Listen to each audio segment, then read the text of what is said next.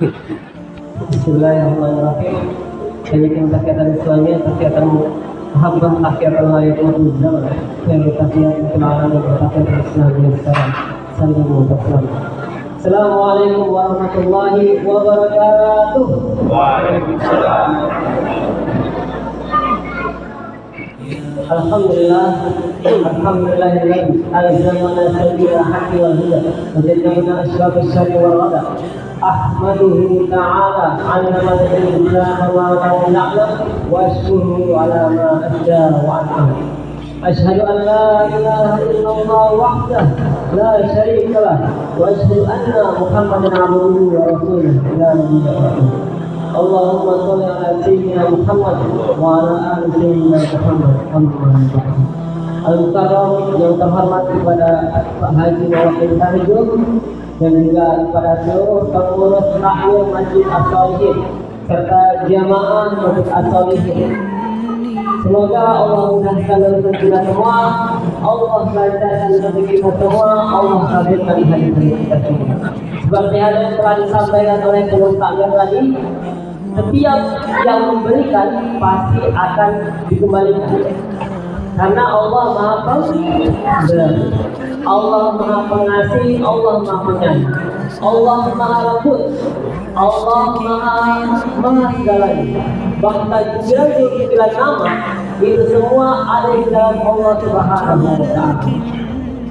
Kemudian untuk Allah dan ibu saya. Sebelum itu, mohon maaf ya, Pak. Saya minta maaf kepada ibu bapak sekalian karena mungkin informasi baru saya dapatkan tadi sebagai pengganti dari Muhammad. Tapi itulah kita. Al-Insan yang namanya manusia adalah makhluk kata manusia yang pasti memiliki kesalahan dan juga lupa. Karena kita sebagai manusia, apakah ada yang bisa menjawab bahwa kita tidak memiliki kesalahan? Ada nggak Bu? Ibu-ibu, bapak-bapak juga, kita adalah manusia. Yang tidak memiliki kesalahan adalah malaikat. Malaikat yang suci. Karena itu kita sebagai manusia, khususnya di bulan yang penuh suci barokah ini adalah sebagai landasan kita untuk meminta ampun kepada Allah Subhanahu wa Ta'ala, memperbanyak amal soleh, memperbanyak berbuat baik. Ketika ada kesempatan untuk melakukan kebaikan, ketika ada kesempatan untuk berbagi takjil, silakan berkontribusi di dalamnya. Karena kita tidak tahu, kullu nafsin dha'iqatul maut. Setiap yang bernyawa pasti akan merasakan kematian. Maka tugas kita Bu, Pak, sebelumnya saya mau bertanya, ibu-ibu. Halo ibu-ibu. Assalamualaikum ibu-ibu.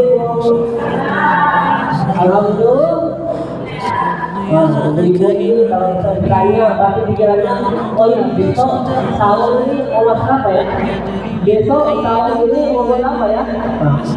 Itu kalau pikiran ibu, karena sudah menjadi kewajibannya untuk mendidik anak-anak, untuk memperbaharui, karena aset berharga kita, aset berharga ibu dan bapak-bapak adalah siapa?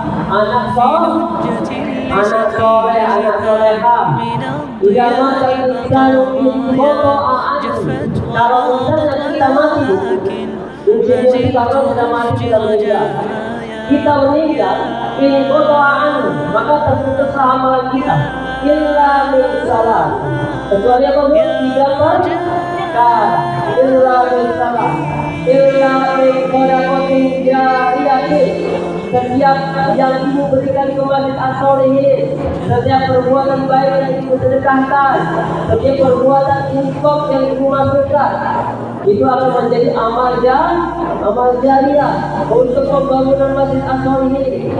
Jujur aja Bu ya, belum saya datang ke sini mungkin ini sedang dalam perkembangan, tapi masya Allah sekarang sudah perkembangan, bahkan di luar ada madrasah ibtidaiyah. Ini suatu perkembangan yang sangat-sangat baik, karena perkembangan itu adalah perkembangan itu harus lebih baik dan bermanfaat untuk orang lain. illa min sadaqatin jariyatin au ilmin yuntafa'u bihi. Nah, ilmu yang bermanfaat ini. Bapak, Ibu dan Bapak sekalian, dan bahkan saya pribadi juga, ketika kita menyampaikan sebuah ilmu yang bermanfaat, nanti anak-anak akan mengamalkan. Salah satu contohnya mungkin di dalam keseharian kita. Ibu-ibu, bapak-bapak mengajarkan anaknya untuk mencuci piring setelah makan. Ketika sudah mengajari mencuci piring setelah makan, ke depannya, apakah ibu repot-repot lagi mencucikan piring anak ibu setelah makan?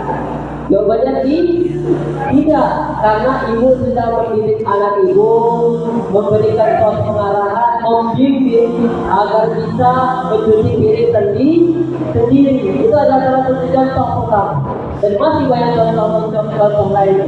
Illa min sadaqatin jariyatin aw ilmin yuntafa'u bihi aw waladin shalihin yad'u lahu. Atau anak soleh yang berdoakan, karena bisa jadi lupa. Mendidik anak tuh dari kecil, bukan dari kecil, dari memilih ibunya siapa nantinya. Nanti ketika besar nantinya, akhirnya dialah yang akan mendoakan ibu bapak sekalian. Karena doa-doa mereka akan menghantarkan entah kemana kita. Perbuatan-perbuatannya pun akan menghantarkan kita juga. Itulah mengapa kita harus amanu wa amilu sholihat. Kita percaya dan juga melakukan amal-amal soleh. Melakukan amal-amal soleh. Misalnya ibu sekalian melakukan amal soleh. Setiap kegiatan astagfirullah. Seperti yang dilakukan oleh Imam Al-Ghazali ketika beliau di masa Imam Al-Ghazali, seorang penjual roti yang selalu membuat rotinya dia selalu beristighfar, astagfirullah. Entah dalam hatinya atau dalam menggunakan tasbihnya, dia selalu menggunakan istighfar. Akhirnya apa? Semua keinginan jadi kabulkan kecuali satu hal waktu itu. Apa itu? Sesungguhnya saya ingin bertemu dengan Imam Ahmad bin Hanbal. Dan qadarullah yang Allah takdirkan mungkin perjalanan Imam Ahmad bin Hanbal saat itu akhirnya bisa mempertemukan penjual roti tersebut. Ketika ibu melakukan amal soleh, bapak melakukan amal soleh, bersedekah, berinfak dan lain sebagainya. Oh, ada orang yang mengiring, ada orang yang jelek-jelekin. Oh, kau kenapa sih seperti itu segala macam? Ingat, kita hanya berharap kepada Allah Subhanahu wa Ta'ala. Al-Imam Muhammad Idris Asy-Syafi'i, salah satu pendiri mazhab terbesar, dan kebanyakan ulama-ulama Indonesia menggunakan di masyarakat Nusantara mengatakan sebenarnya goyahlah itu. Ridhonya manusia adalah ridho yang tidak mampu kita gapai. Oh, kita dapat kebaikan itu, pasti ada aja orang yang jelek, ada orang yang jelek. Kita harapan kita ketika kita melakukan amal soleh, bismillah, menjadikan ridhonya Allah Subhanahu wa Ta'ala. Walillahi goyah berdoa itu. Dan ridhonya Allah adalah ridho yang tidak mampu ditinggalkan. Jadi, gapailah apa yang tidak mampu kita tinggalkan, yaitu ridhonya Allah, dan tinggalkanlah apa yang tidak kita mampu tinggalkan. Usikum warahmatullahi wabarakatuh. Sebenarnya ini adalah sebuah nasihat yang dikabarkan kepada saya pribadi. Karena ibu-ibu, bapak kalian, kita kalau misalnya hidup Pak, ada nggak yang umurnya 100 tahun? Oh, nggak ada ya? 100 tahun kan? Nggak ada. 90 tahun itu tuh pasti sudah capek. 80 tahun ya mungkin di rumah balik dalam hati. Kita hanya berapa? Mungkin hanya sekitar 50 umur Nabi saja, 63 tahun. Kita lihat Nabi Muhammad itu dia tua atau berjiwa muda. Kita lihat ketika beliau berperang 40 tahun diberikan wahyu dari Iqra bismi lagi malah itu ketika umur 40 tahun. Ketika berdakwah secara sembunyi itu ketika masih di dalam Mekah Mukarramah selama 13 tahun. Artinya ketika pas selama 13 berarti 53. Perang Badar, perang Uhud 2 Hijriah hingga 3 Hijriah berarti ditambah dengan umurnya 2 tahun dan 3 tahun berarti sekitar umur 55-56. Itu beliau itu berperang. Maka di hati kita saat ini, ketika ada saudara-saudara kita yang di Palestina sana sedang kekurangan, mungkin dia tidak akan mendidik anak-anak kepala yang ada. Maka itu semua akan kembali kepada diri kita. Bukan hanya kepada diri kita, tapi juga sekeliling kita, masyarakat lainnya, tetangga kita. Bagaimana cara kita memberikan sesuatu hal yang sama, yang baik. Betul atau tidak, Bu? Sejak kapan, Bu? Sejak saat ini.